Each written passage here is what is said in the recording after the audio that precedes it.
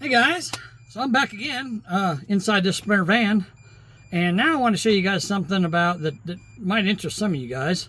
I figured out a way to, I don't want to say make my van unstealable, but unless you know this trick and you have something in your pocket, you're probably not going to be able to steal a Sprinter van. Anyhow, I don't know if this will help anybody or not, but hopefully it will. So I had my dash apart on this thing, and my other video showed you guys what I was doing back there, that beeper, and you could probably hear it beeping right now because my door's open, but it's way quieter than it was.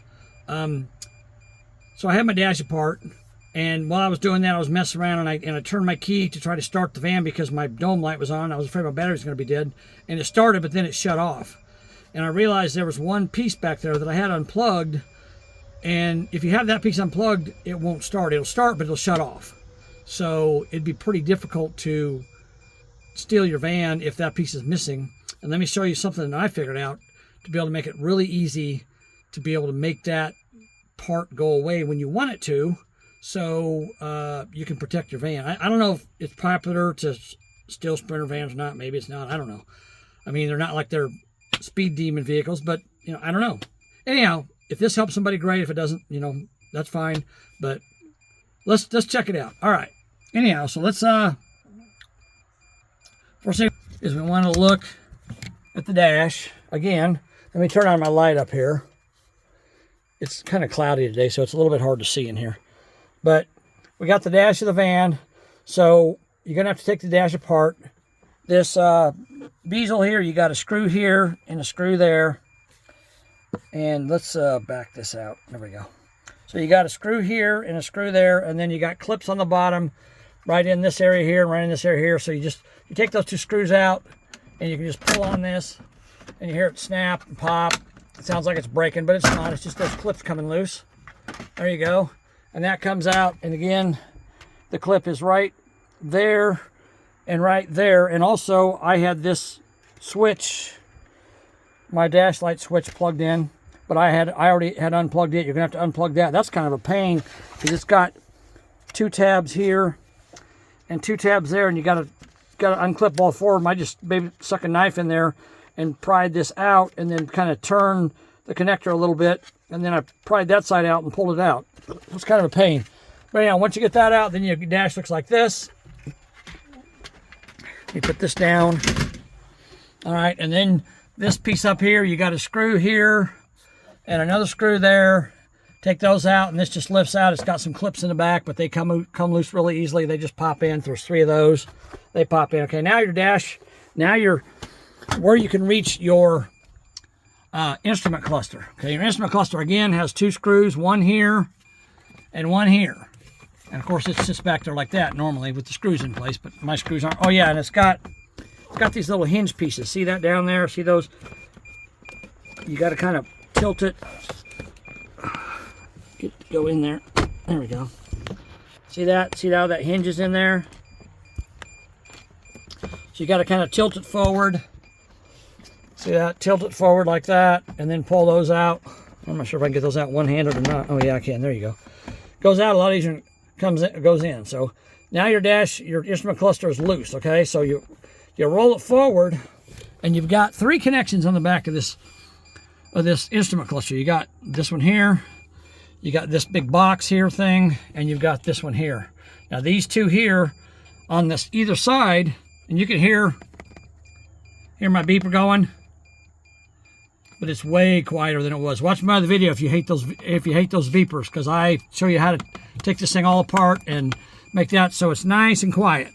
So anyhow, this here, you push down on this. Well, actually, you just push that and it releases. And see, as soon as I release one of them, my beeper stops. There we go. And then this one here is the same way. And sometimes you got to push down on this little tab here with your finger at the same time. This one here is kind of that way. That comes out like that. Okay. And then this piece here, you lift this tab right there and you push that up, and then you got to kind of tilt it like that to get it out from underneath that piece, okay? Now the piece you're looking for is this piece I just disconnected. So let me show you something here real quick. So if I plug these back in and I connect them, that wasn't a very good job. Connect that one, plug that one back in. Of course, my beeper's going to start beeping again. Hear that? Okay, now I got my key in my ignition. So let's start this thing up.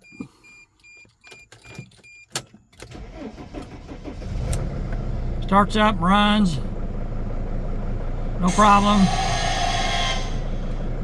Runs fine. See that? All right, now watch this. If I take this box and I unplug, if I can do this one-handed.